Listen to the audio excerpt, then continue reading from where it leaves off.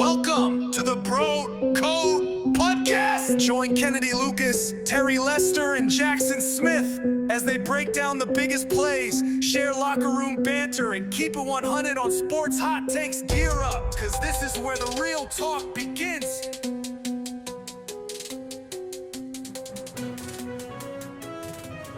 What's poppin', y'all? You already know what time it is.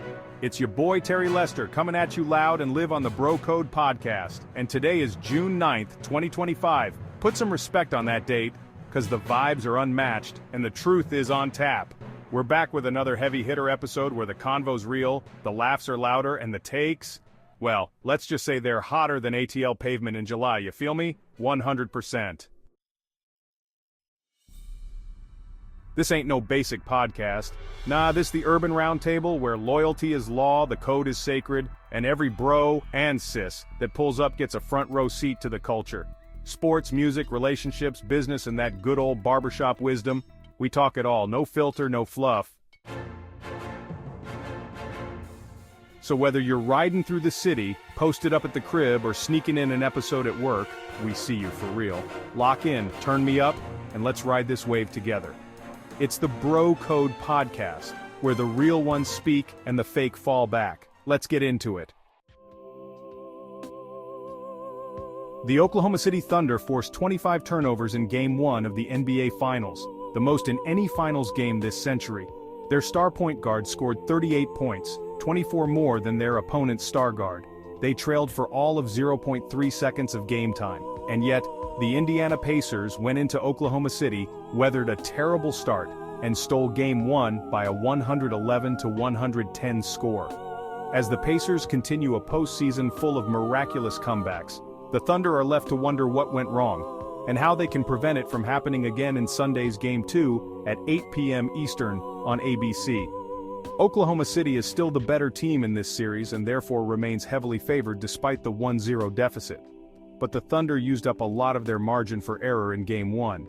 Here are their 5 steps to bouncing back, to both even the finals, and reclaim the advantage beyond. So here's the thing. Sometimes, the most important requirement for a team like the Thunder isn't about X's and O's or basketball strategy at all. It's all about mentality. They've got to put Game 1 behind them, no matter how rough that ending was.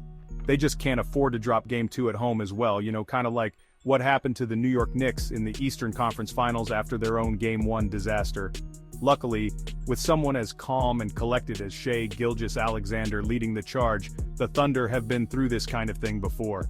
Remember, after that jaw-dropping Game 1 collapse against the Denver Nuggets in the second round, Oklahoma City came out in Game 2 with a mission, racking up 87 points in the first half, and cruising to a 149-106 win. And even after losing Game 3 to Denver in overtime, the Thunder showed real grit and bounced back on the road in Game 4. That kind of effort is going to be huge in the finals, because, honestly, Indiana is going to be better prepared from here on out too. In the first half of Game 1, it really looked like the moment was just too big for the young Pacers. They turned the ball over 19 times. But hey, they managed to settle down in the second half, only giving it away 6 times, and that really set the stage for their comeback. Now let's talk about sharper contributions from Chet Holmgren and Jalen Williams. Gilgeous-Alexander dropped 38 points in Game 1, but, well, his sidekicks didn't quite step up. Holmgren and Williams are kind of like a barometer for this team. When they're rolling, OKC is almost impossible to beat, but if they can't carry the usual load as the number 2 and number 3 scorers, the Thunder are definitely at risk for an upset. Unfortunately, that second version of both guys showed up in Game 1. Williams shot just 6 for 19, including 1 for 10 on shots away from the rim. Holmgren managed only 6 points on 2 for 9 shooting, and he actually sat out the final stretch while coach Mark Daigneault went with a small ball lineup. That letdown was especially problematic because the Thunder switched their starting lineup for the first time this postseason, inserting Cason Wallace for Isaiah Hartenstein to remove their double big look. That tweak placed more pressure on Holmgren, who honestly didn't live up to it in his first finals game. Hartenstein, conversely, was effective in 17 minutes off the bench, with 9 points and 9 rebounds. Indiana's lack of a bruising center means this isn't the best matchup for him in theory, but he very well might deserve more playing time going forward. It wasn't just that Holmgren was invisible on offense, he also suffered a rare off night defensively, losing his man on multiple three-pointers that helped Indiana close the gap in the fourth quarter. While Holmgren finished with 6 points and 6 rebounds, Indiana's big men thrived, 15 points and 9 boards for Miles Turner, plus 17 points, and 5 huge three-pointers. For reserve Obi Toppin. Add in Pascal Siakam outplaying Williams in the battle of number 2 options, and Indiana's supporting cast did just enough to make up the gap between Gilgeous-Alexander and Tyrese Halliburton, who, struggled all night until his last-second winner.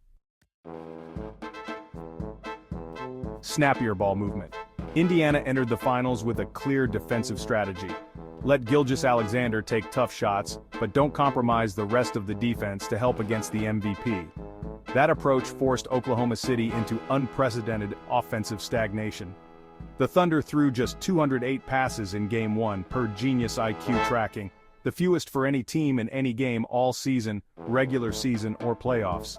Adjusted for pace, it's the second fewest passes in a playoff game in the tracking era, since 2013-14.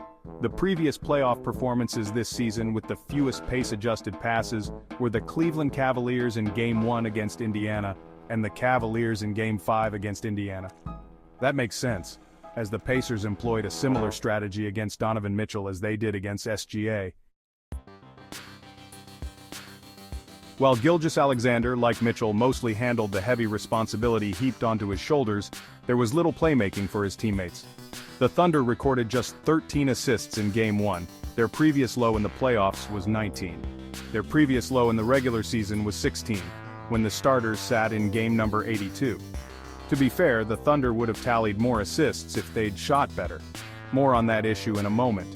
But they should spend the off days before Game 2 identifying ways to counter this Pacers strategy by increasing their offensive flow, which could help get SGA's teammates more involved and keep the team in rhythm in future clutch scenarios. Better finishing around the basket, that's really what it comes down to. In retrospect, Oklahoma City lost Game 1 in the first half, when the hosts failed to build a larger lead despite forcing 19 turnovers. The Thunder's defense looked as impregnable as ever, but the offense was holding them back. That's because Oklahoma City's finishing was, to use a technical term, absolutely terrible. According to Cleaning the Glass, the Thunder shot 20 for 36 at the rim in Game 1, which is in the 14th percentile of all games this season, and a so bad it's almost unbelievable 3 for 18 from floater range, which is just the 2nd percentile. An inability to finish inside is the main reason they struggled to turn all those turnovers into points. The Thunder scored just 0.4 points per steal in Game 1, according to Cleaning the Glass. Throughout the rest of the season, for context, they averaged 1.4 points per steal, or more than 3 times higher. Much of the credit here belongs to Turner, who finished with 3 blocks and altered many more attempts. The Thunder shot just 1 for 9 against the Pacers center in the paint, according to Genius IQ.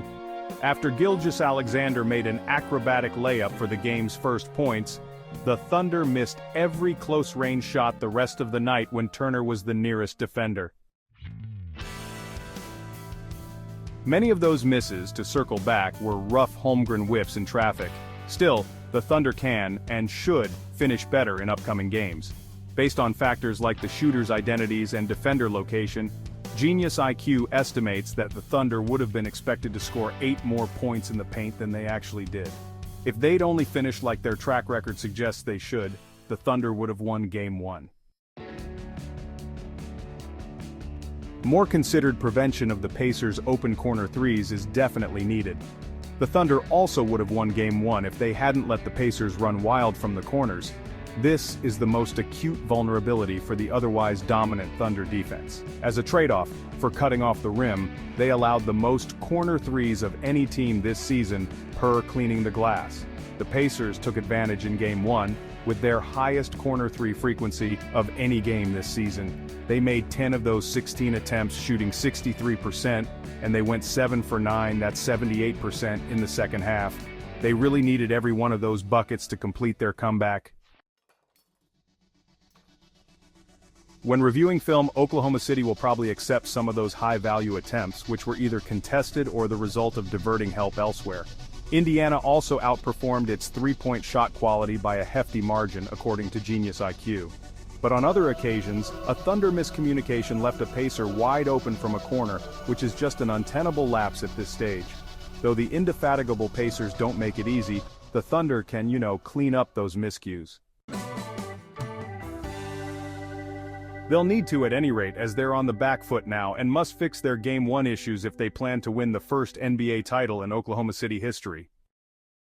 All right, so you guys know what I've been doing lately. I've been watching a lot of softball competition that comes out to it. I hope that you guys enjoyed the WCWS, that is the Women's College World Series this week. This week has been a fantastic week for all the ladies, and I just got to say, from the bottom of my heart and from us at Bro Code Podcast, for all of the young ladies that were in the World Series this year, I want to say, number one, thank you for a great show.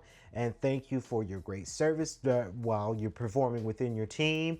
And thank you for giving us your all on ESPN. I've watched all of the ladies from Texas, Texas Tech, Oklahoma, Tennessee, Oregon, right? Florida.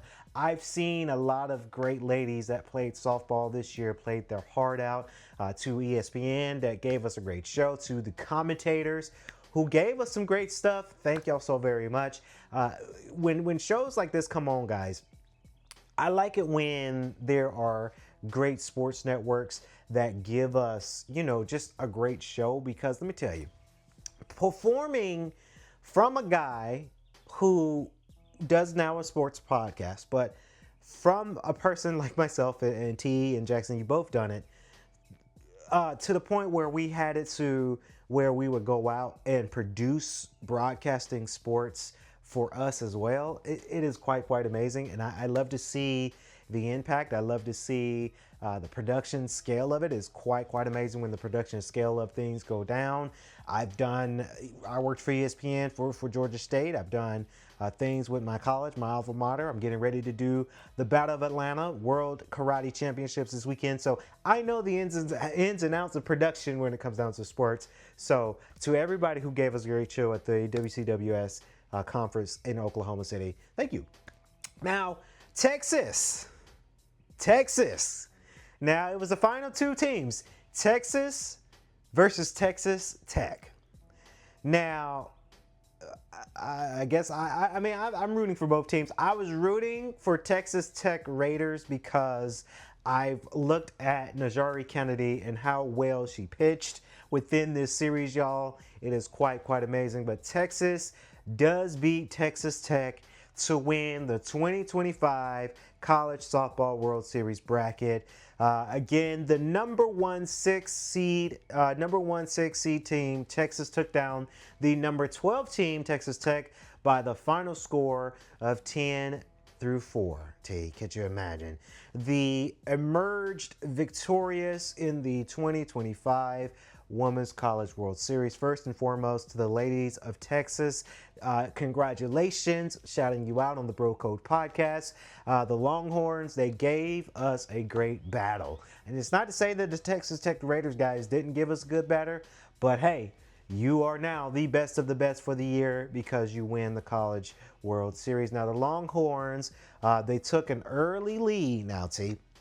They never looked back on Friday night at Devon Park in Oklahoma City, winning the series 2-1 and clinching a Women's College World Series championship win for the first time, might I add you, in school history. Let me tell you something. That's one of those things where you are that dominant team that is in the World Series and you give us something very spectacular to watch, right? And you're giving it your all, and now you're bringing home a World Series championship win for the very first time. That has to be monumental. It has to be very gracious. It has to be something very important that you bring into the school. And I don't know like so much of the ins and outs, guys, when it comes down to colleges bringing in championships, because obviously, yes, I mentioned it before, I've worked with quite a few colleges who were in series. I've seen it from the NCAA down to the NAIA, now to the NJCAA. Shout out to Oxford College of Emory University. They brought home some championships too. But after Texas Tech, they could not get on board on the top of the first inning. Texas quickly jumped out in front by scoring 5 runs. Not 1, not 2, not 3, not 4, but 5 runs in the bottom of the opening frame. Now the Red Raiders pitcher, Najari Kennedy, she was the player to watch. Let me tell you, the commentator said it on ESPN, guys. I do think this young lady has $1 million arm. I really do. Because she pitched really well within her season. Obviously, all the pitchers in all these teams are great because obviously they were in the World Series. But Najari Kennedy was the one that I was watching the most, or pitching, that means, because she has that $1 million arm that is just very, very fantastic to say the least, to bring out there for that. And then you had Jerry Galasco, Coach of the Year, right? Coach of the Year for this year. Fantastic coach for the Texas Tech Raiders, right? But she struggled after beginning Friday's contest with a strikeout. A pair of RBI singles from Reese Atwood and Katie Stewart gave the Longhorns an early 2-1 edge. And let me tell you this too. Again, I'm just a sports analyst. This is just my thought process. This is just my thought thinking. These ladies are tired, right? They had a long week, a very, very long week to bring out to the table for the World Series. So as these young ladies get through the tournament and they're going through the World Series, and now the pressure's on them with that 3-game series between these two teams, they are exhausted, right? So I believe Najari Kennedy might have not performed her best in this final game because she's exhausted, right? You got to remember too, I saw some games with her within this game, the last game that they did, that, you know, Najari Kennedy, she's doing pitching and she's a hitter too. So I'm friends with a lot of softball players, right, from my school, but I don't think I ever seen it to where there was a pitcher and a hitter all at the same time, right? Not that I know of. I've had a lot of my friends who were just outfielders and hitters, yes, right? But to see this young lady has to be a pitcher and a hitter, she's exhausted, right? But she loves the sport. She's going to get into the sports because she just really loved the sports. Kennedy initially seemed as though she could get out of the inning without allowing any further damage, though. But 3 run home from Leanne Good put Texas up 5-0. So again, this team, Texas Tech Raiders, Red Raiders, they were struggling to get on the map. They were struggling to get some runs in there. Now, the 5 runs were the most that Kennedy allowed in any inning of her career, as she was replaced by junior Chloe Rosado to start the 2nd inning. Of course, Stewart recorded another RBI single in the 3rd inning to extend Texas' lead to 6-0. 6-0. And the coach did something, right? I just said that Kennedy, they swapped her out. Exhaustion. That's what I think this is. Again, I'm just saying on the list, guys. People got their own opinions and their own thoughts on this, but exhaustion. That's the way I see it. Now, until the team, they put together another offensive outburst in the 4th after a pair of infield singles and double loaded bases. Longhorn senior Maya Scott. Maya Scott is something else. Another young lady that I was watching in this 3-game series hit toward a grand slam dead center to put an end to any comeback hopes that the Texas Tech might have had. Now, I've been watching Maya Scott within this series with the Longhorns, and she's been hitting really, really well out there to dead center, out there to home runs that she's made. I've seen this young lady play and have this young lady hit the bat and hit a dead center too. So that was, and I think Texas Tech, they probably know this, that Maya Scott from the Longhorns was the young lady to watch, right? I can believe that happening. Scott Homer was essentially impressive considering she's reportedly being playing with a torn ACL. Again, like I said, Maya Scott was the person to watch because she did have a torn ACL. Now, I wonder how they got away with that though, because, and maybe rules have changed since I've been in collegiate sports, or I recorded collegiate sports, right? Typically, when you have a torn ACL, you're not playing, right? So I'm not sure. Maybe they wrapped it up and you say, hey, do you want to tough it out? you tell me. Now, if I had a torn anything, you best believe I'm not going to be out there playing ball, right? I would rest that up. I would ice that up so that way it doesn't become any permanent damage, right? But Maya Scott did it. Now, she was one of the 4 members of the Longhorns lineup to finish to multiple hits in this game. Tegan Cavan took the mound for Texas, racking up 110 pitches in the 7th innings of work. 110 pitches. That is a lot. Cavan allowed 4 runs, although were unearned. She was named the most outstanding player in the Women's College World Series, and that's Tegan Cavan.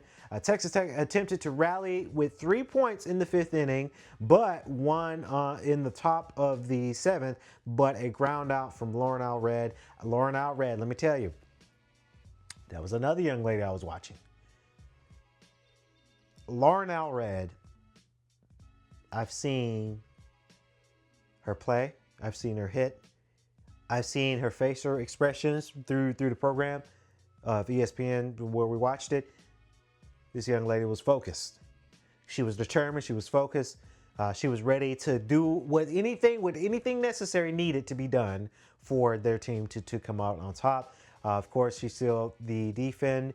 Friday's lopsided results was surprising, as each of the 2 games of the series were decided by 1 run. In the end, Texas took home some hardware, and that being the WCWS, that's the Women's College World Series trophy, and the bracket will be going there. And they have now brought home a awesome record. They bringing home a trophy in first time in softball program history that they're taking home the Women's College World Series trophy. So, like I say, congratulations to Texas, but I gotta say, and it would be remiss if I didn't say it here on the show, that congratulations to all the ladies and the coaches and the staff that made it to the World Series at Devon Park in Oklahoma City. I can't wait for next year, because we're going to be running it back next year, and I'm going to be talking about it here on the Bro Code Podcast, but it has been quite amazing. It's been a great show, T. Medical professionals typically associate with male physiology, not female athletes who've undergone any kind of surgical procedure. The Instagram AI detection system's failure to flag the content as female nudity isn't just a technical glitch. It's evidence that automated systems designed to recognize biological characteristics didn't classify Greener as female. These AI systems are trained on thousands of images and are extremely accurate at identifying biological sex characteristics. The fact that the system allowed the content to remain posted suggests it recognized male anatomy. Medical experts are also pointing to Griner's injury patterns and recovery times as additional evidence supporting their concerns. Her ability to absorb contact, recover from physical stress, and maintain muscle mass follows patterns that sports medicine associates with male athletes rather than female competitors. The difference in bone density, muscle fiber composition, and overall physical resilience creates advantages that no amount of training can overcome. The psychological analysis is equally damaging. Mental health professionals who've studied the footage of Griner's attack on Clark point out behavioral patterns that suggest deep-seated resentment and anger that goes beyond normal competitive intensity. The calculated nature of both the physical assault and the racist verbal attack indicates psychological issues that might stem from identity confusion or internal conflict. But here's what's really sending Griner into panic mode. The medical community is now calling for comprehensive biological testing that would definitively answer questions about her eligibility for women's sports. These tests would include chromosome analysis, hormone level testing, bone density measurements, and muscle composition studies that would provide irrefutable evidence about her biological status. The WNBA's complete silence about these medical revelations is absolutely deafening. They've had multiple opportunities to address the doctor's concerns, order independent testing, or provide any kind of clarity about Griner's eligibility status. Instead, they're acting like none of this is happening while continuing to protect Griner from any meaningful consequences for her behavior. Medical professionals are also raising questions about the league's testing protocols and verification procedures. How did someone with Griner's physical characteristics get cleared for women's competition without raising red flags? What kind of medical documentation was provided, and who was responsible for verifying its authenticity? These are questions that go to the heart of competitive integrity in women's sports. The panic that Griner is experiencing is also related to the legal implications of these medical revelations. If it's determined that she's been competing under false pretenses, it could invalidate years of achievements, championships, and records. The financial implications alone could be devastating, with potential lawsuits from other athletes who lost opportunities to someone who shouldn't have been eligible to compete. Sports medicine experts are pointing out that the physical advantages Griner displays aren't just minor differences, they're fundamental biological advantages that create unfair competition. Her height, reach, bone density, and muscle mass provide benefits that female athletes simply cannot match through training or natural development. These advantages become even more problematic when they're used to physically intimidate and assault smaller female competitors like Clark. The medical analysis of Griner's aggressive behavior toward Clark takes on new significance when viewed through this lens. If Griner has been hiding biological advantages while competing against biological females, then her physical assault on Clark becomes even more egregious. It's not just unsportsmanlike conduct, it's potentially a biological male using superior strength to intimidate and harm a female competitor. Mental health professionals are also weighing in on the psychological impact this controversy is having on other female athletes in the league. Watching someone with questionable eligibility physically assault and racially abuse the league's biggest star sends a message that female athletes aren't safe in their own sport. The psychological damage goes beyond individual players to affect the entire culture of women's basketball. The medical community's involvement in this controversy has legitimized concerns that were previously dismissed as conspiracy theories. When trained medical professionals start raising questions about competitive eligibility, it becomes impossible for the league to ignore or deflect those concerns. The scientific evidence demands investigation, not silence. Medical experts are also pointing out the broader implications for women's sports if these concerns are validated. The precedent that would be set by allowing someone with questionable biological status to compete and dominate could open floodgates for similar situations across all women's athletics. The integrity of female competition depends on clear biological boundaries that are properly enforced. The panic that Griner is experiencing is also related to the potential criminal implications of her assault on Clark. If medical analysis determines that she used biological male advantages to physically attack a female competitor, it could elevate the incident from simple assault to something much more serious. The legal system takes a very different view of violence when there are significant physical disparities between the parties involved. Sports medicine professionals are calling for immediate implementation of comprehensive testing protocols that would verify the biological status of all WNBA players. The current system of self-identification and minimal documentation is clearly insufficient for maintaining competitive integrity. Female athletes deserve to know that they're competing against other biological females, not against individuals. With hidden advantages, the medical revelations about Griner also shed new light on her previous comments about crowd noise and fan reactions.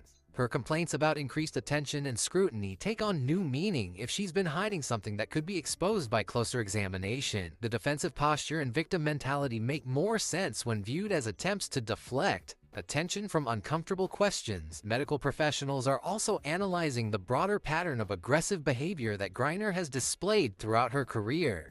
The consistent use of physical intimidation, the pattern of targeting smaller players, and the apparent enjoyment of causing discomfort to opponents all align with behavioral patterns that sports psychologists associate with individuals who are hiding significant secrets about their identity or eligibility. The panic that Griner is experiencing extends to her support network within the WNBA. Other players, coaches, and league officials who have protected and enabled her behavior are now potentially complicit in a much larger scandal. If the medical evidence proves what many are suspecting, it could implicate numerous people throughout the organization in covering up competitive fraud. The international implications are also significant, given Griner's previous legal troubles in Russia.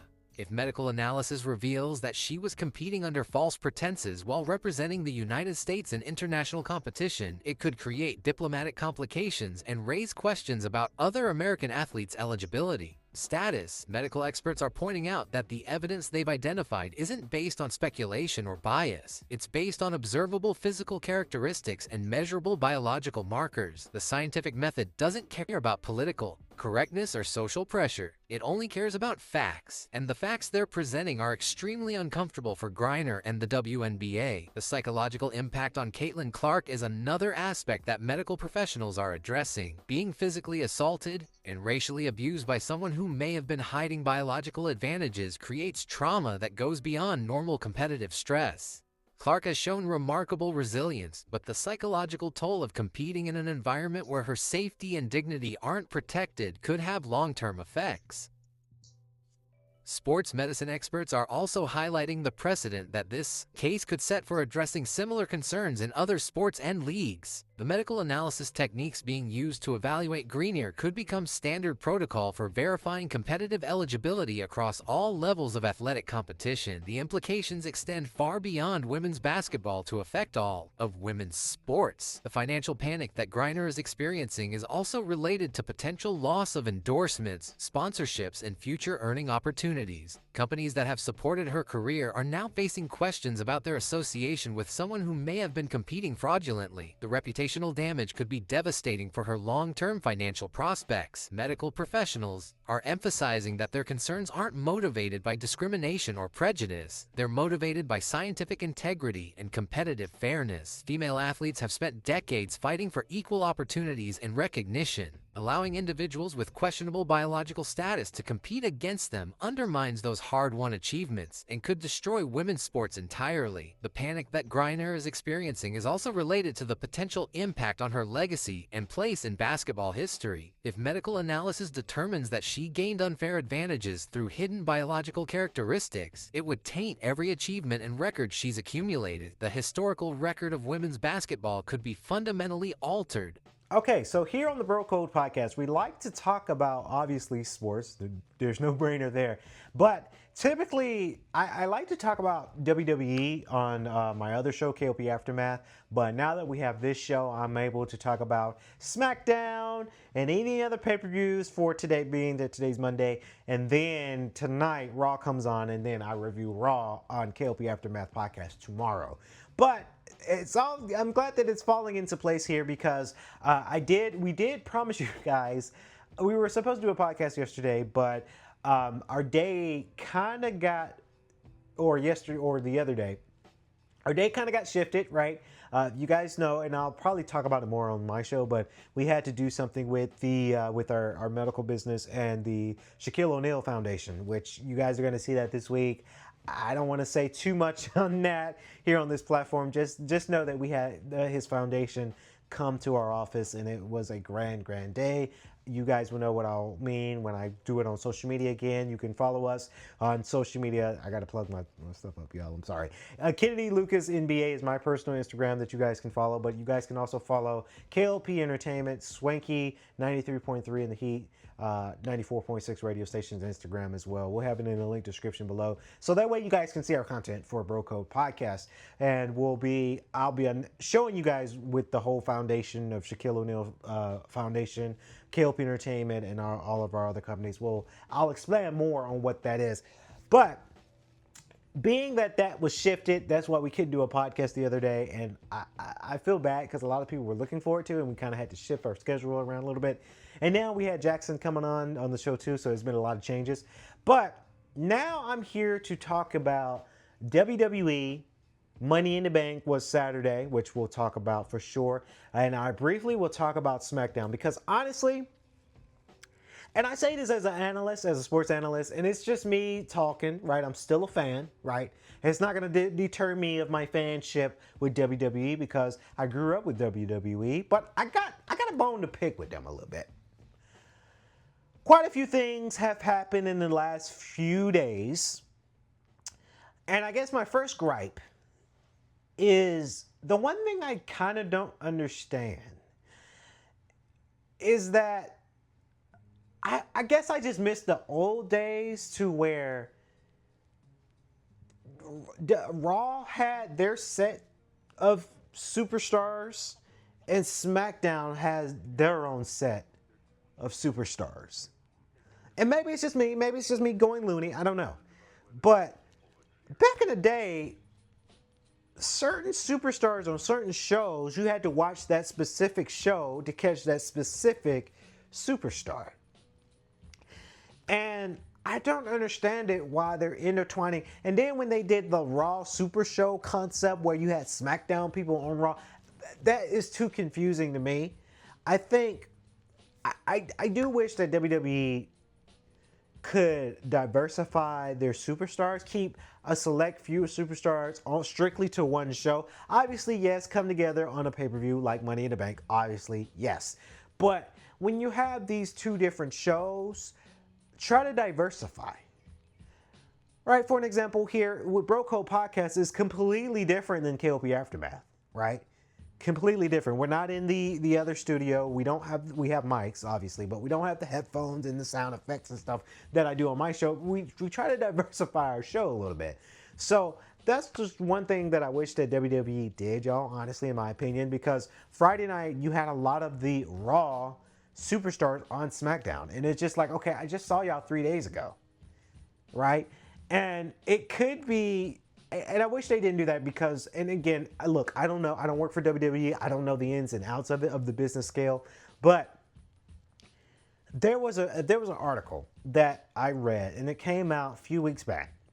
And this article mentioned that a lot of the superstars are getting hurt early, right? A lot of superstars are getting injured very, very quickly, and it's taking them a lot longer for them to come back, right?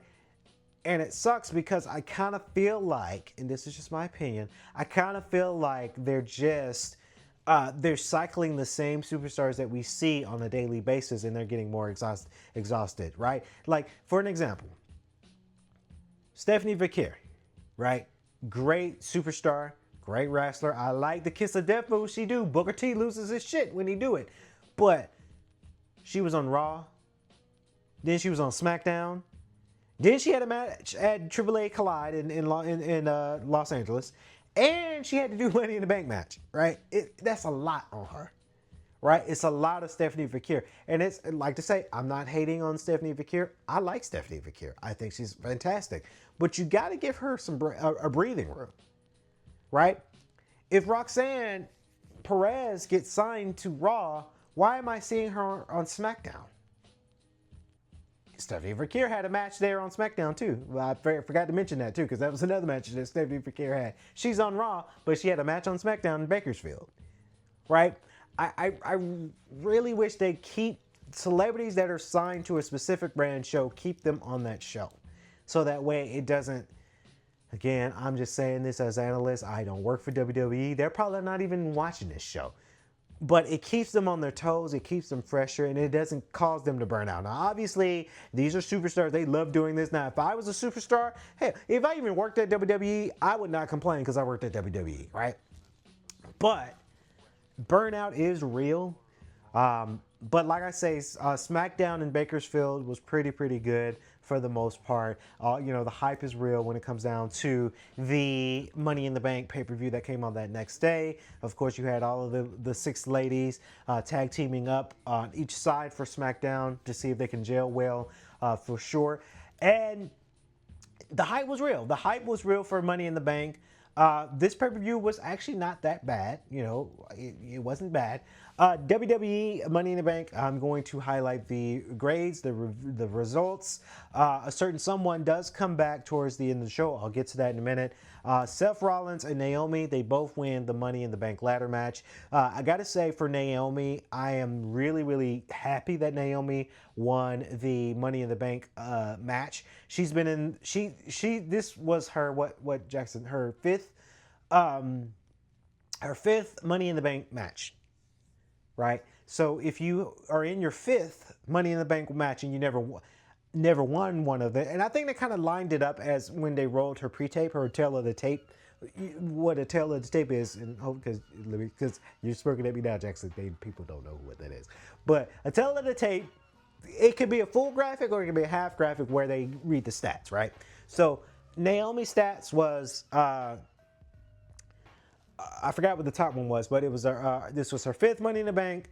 She never won one, right? So I think they kind of lined that up. Now, honestly, Being that WWE has been on this Stephanie Vakir train for a while, I thought Stephanie Vakir was going to take it. I really did. I thought this was going to be her moment where she gets the Money in the Bank and she cash in. That was my first pick because they're on the Stephanie Vakir. She's from Chile, AAA Collide thing. She's on there on that branding thing, right? But I am really happy that Naomi scores a win. I think Naomi, as her character, as she's like proceed with caution, I really love that character because it's very vicious. There's something we never seen with Naomi. Every time they do their interview segments, Naomi is like in the background looking crazy. That is so surreal. It's like a thriller, scary movie when she does that, and I think it's the coolest thing too. There's one thing. Let me tell you how much I watch SmackDown, right? And I really analyze the production side of all shows. There was a moment where I forgot who was interviewing her, but Jade Cargill was getting interviewed, and there were in the background there were something glowing on the ground like glow shoes. Now, obviously, Naomi does wear glow shoes where her boots are glows in the dark. So there was something like 2 feet glowing at the ground, and there were these eyes popping out. Like maybe she had some glasses on, and then the lights came out, and then like the background was all dark. It was just blinking, and it looked very spooky. And that might have been what they did, or it could have been a piece of equipment that was just there. I think she was in the background, like in complete pitch black dark, right? But she had the glow shoes on and the glasses on. Everything else was turned off, and she's in the background staring at Jade Cargill. Is what I think might have happened. Don't know too much on that. It just depends on when it comes down to that as well. But Money in the Bank, let me tell you about it. Like I say, great show. All around, it was a great thing to see. The men's Money in the Bank ladder match was very epic. It was a lot of ladders being thrown, a lot of interference, of course. You had it to where Bronson Reed and Braun Breaker come out to help Seth Rollins, because again, these matches are no DQ, so they have the liberty to come out to do that as well. But then Solo was going to get attacked, but of course, JC Mateo and Solo, Jacob Fatu comes out and helps Solo Sikoa. I knew it. I knew Jacob Fatu was going to turn on Solo and turn his back on Sikoa. I knew it. I knew that was coming, right? Jacob Fatu has a great following. He is U.S. champ, right? So he has a great following there. Every time he cuts his promo, it's like he's spitting bars. It's like he's rapping. It's really, really good. I mean, I wish I could say that, but I can't say how he do it. But very, very good to see that now Jacob Fatu will be going on his own. I think it's about time for him to go on his own anyway, because it's time. LA Knight, boy howdy, if LA Knight would have won, because they were in LA, right? Like, I get the Seth Rollins angle. I do. But if LA Knight would have won in LA, that would have been good. It would have been good, y'all. It would have been really, really fantastic to see LA Knight come in, swarm in with a win, because they're in his hometown. He's been in this match. He's been in these matches 3 times already, and he never won one yet, right? I thought we were going to see CM Punk come out. CM Punk didn't come out. They gave this match a grade A. Grande Americano, Chad Gable, comes out, does his thing as well. Very fantastic to see that happen. Very, very cool. A lot of slams, a lot of moves that make you go, oh, ooh, that looked like that one hurt, right? But long and behold, Seth Rollins does come out with the win when it comes down to that as well. Again, you had the Laura Valkyria and Becky Lynch match.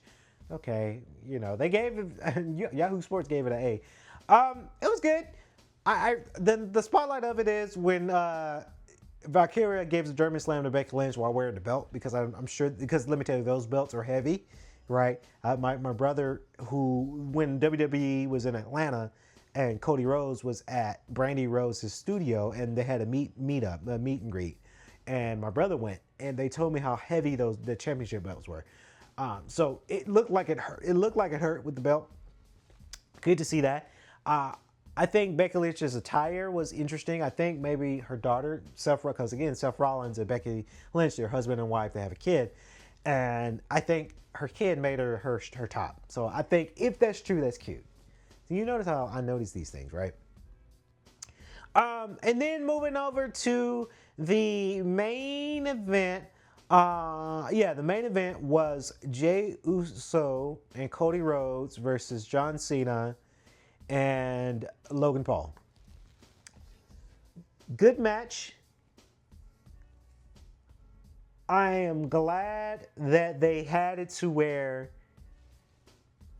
R-Truth makes a return back to WWE. And here's the thing, y'all. Because since Saturday, everybody's been tweeting. Everybody had their opinions about this thing, and I got two thoughts. Right. The first thought is they probably didn't release his new contract, right? But then they listen to the fans and the analysts like us, and they understand that, hey, this may not be a good idea to let someone like this go. This could have been it. That could have been what might have happened. Although I joke about R-Truth a lot and say he's like the goof of WWE, he's like the spoof of WWE as a superstar. He's very, very talented, and he's playing a character, right? He has to play that character. Talented wrestler. I've said it before and I've said it again. I remember when WWE came to, when we lived in Macon 100 years ago, it felt like, WWE came to the Macon Coliseum for a house show. And as we were in the car, packed up in the car, we were leaving the Coliseum after the event. Everybody's trying to leave at the same time. And to our right, R-Truth was in his rental car, possibly heading to his hotel room and say, hey, we honked at him. We talked for him for like a split second to say, hey, you did good in your match. You know, that man's talented. And if this is the case, then I'm glad that WWE is listening to the fans and say, hey, y'all screwed this one up. Y'all shouldn't have not let R-Truth go because he's a golden staple. He's light. And that could have been it. If that's it, that's it. That's great. Or this could have been a storyline. This could have been a storyline and planned all along to say, hey, the story is we're going to act like we're letting you go. We're going to release you because it's part of the story and see what that crowd reaction is like. And then after that crowd reaction, then we'll bring you back as a surprise for SummerSlam, right? Get on John Cena because he whooped you at Saturday night's main event. And there's a whole storyline there, right? I'm kind of torn between both. If WWE made it into a storyline and didn't really let him go for real, then that's one heck of a storyline WWE did. And that's such a great idea.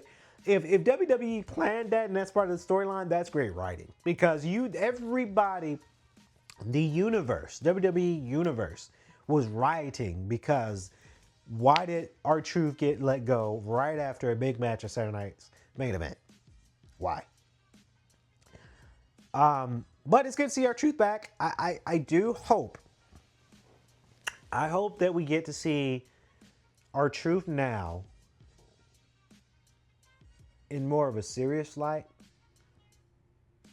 Because if we get to see him more serious now, because he's been the spoof for a while, right? He's the funny character in WWE. I want to see R-Truth get serious, right? See what that looks like. I think R-Truth has such a powerful thing there. He could be world champion. And I would say find a way to make R-Truth champion before he retires. Because again, like John Cena and like The Miz and like everybody, the veteran, they're getting a little bit older now. Now, granted, R-Truth is still limber. He still can wrestle and do some moves, right? But eventually he's going to be like, oh, I'm starting to hurt. My body's starting to feel a little different. I'm getting old, you know. Same thing with John Cena. John Cena's doing the same thing, right? That's why he's dabbling more into acting and doing his thing. I did see him in what looked like a new movie, John Cena and Idris Elba. If that's a new movie, I'd love to see that. But John Cena said, hey, I'm old. I've been doing this for a while. I took bumps for 20 plus years. I'm tired. Right? And I feel like our truth is going to have that way coming very, very soon. Maybe not in the next 2 years, but eventually he's going to say, okay, I got to retire at some point. But all in all, Money in the Bank was pretty good for the most part. We had both the women's matches. We did have Octagon Jr. versus Dominic Mysterio. Dominic Mysterio, let me tell you, he's starting to grow on me. He's starting to grow on me, guys. He's starting to improve me, right? Because I thought he was another spoof. I saw him on Complex with Liv Morgan. They buying him shoes. They spent $9,000 on some shoes. But Dominic Mysterio he's starting to impress me a little bit. I'm starting to become a fan because he's wrestling. He's performing some great moves. Last thing before I wrap the episode up too, because like I said, it's just I'm a big fan of WWE, but it's just one of those things that I'm kind of gonna have to put them out on blast. Why are they going back to Vegas again? I know the answer to that, guys, because of money, right? It's corporate, and I understand it, right? Business is business. We're business here. I get it, corporate. Now, we're not so much corporate at K.L.P. Entertainment, but I understand business concepts. But that is kind of sad that that's kind of upsetting because, like, I don't want WWE to fall into going to these places. Like, Vegas is now on that list to where they visit twice. I'm tired of, and it's not to say that Louisiana doesn't deserve it, because I love Louisiana. I've been to New Orleans. New Orleans is very fun to go to. If I'm speaking candidly here, I told my brothers and sisters, we're all wrestling fans, I said, hey, when WrestleMania comes to Atlanta and comes to Mercedes-Benz, I don't care if we have to spend $1,000, we going, right? So selfish me says, okay, if you don't want to do it in New Orleans, why don't you bring it to Atlanta, right? But who knows when that's going to be. Because they bring WWE to Atlanta. They brought Bad Blood to Atlanta. They're coming back here in July, which we still kind of, with my family, we're teetering about in ticket prices. But we are WWE fans, and there is a huge market for WWE fans here in Atlanta. So just imagine if they, for some reason, hopefully at a good, decent price, they bring it to Mercedes-Benz Stadium here in Atlanta. But Vegas is now on that list that, okay, you had Vegas, Dallas, good Lord, Dallas is on that list. New York, I love New York, don't get me wrong. MetLife Stadium and so I love New York, but they've done New York so many times already, right? They did it. So I'm trying to understand, are they trying to do WrestleMania in the same city twice? And if so, I get it, right? You had it to where, what was it? You had, I'm trying to think here, guys. You had, let's see, for Dallas, you had WrestleMania 32 and 38. You had WrestleMania in New Orleans. You had WrestleMania 30 and 34. Just imagine, because New Orleans would have had WrestleMania 3 times. You had WrestleMania New York in WrestleMania 29 and WrestleMania 35, right?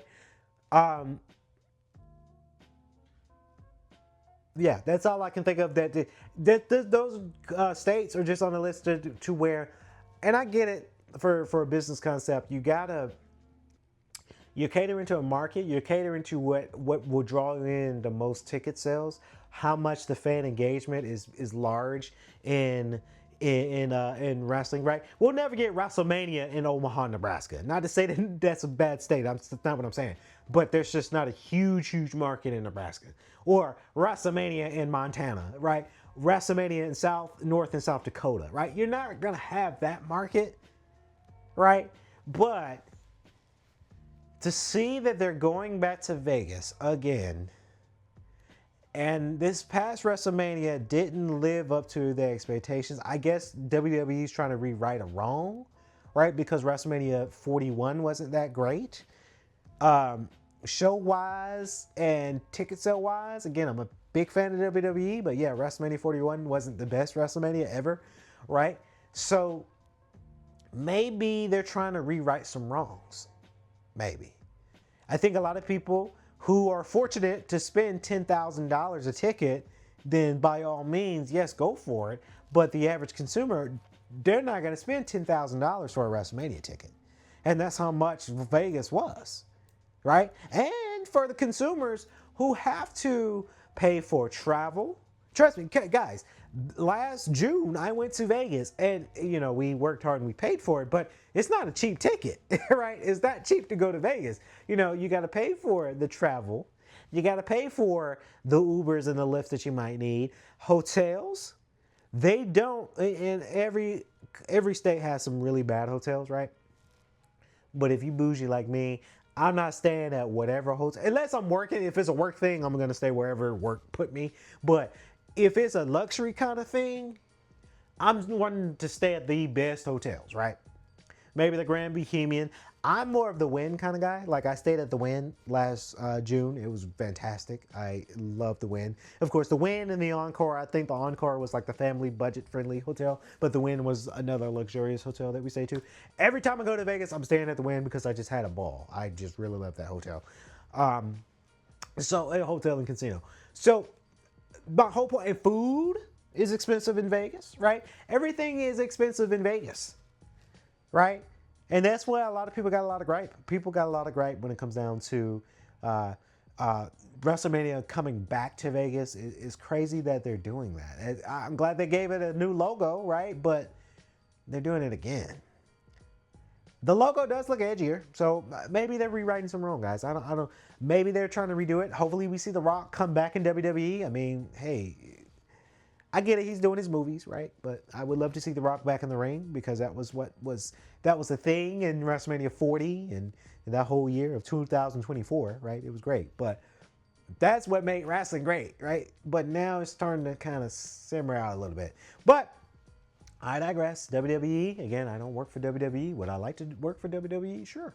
But it's their business. It's ins and outs of corporate. TKO is part of it now. So TKO has an opinion on everything the WWE does, rightfully so. So we, as fans, we can only speculate. And as analysts, you can only talk about it. But I guess I'll wrap us up here today. Ladies and gentlemen, thank y'all for staying tuned for the Bro Code Podcast with me, Terry, and Jackson. We hope that you guys had a fantastic weekend. And stay tuned because tomorrow I'll be back in the K.L.P. Studio 2 for K.L.P. Aftermath podcast.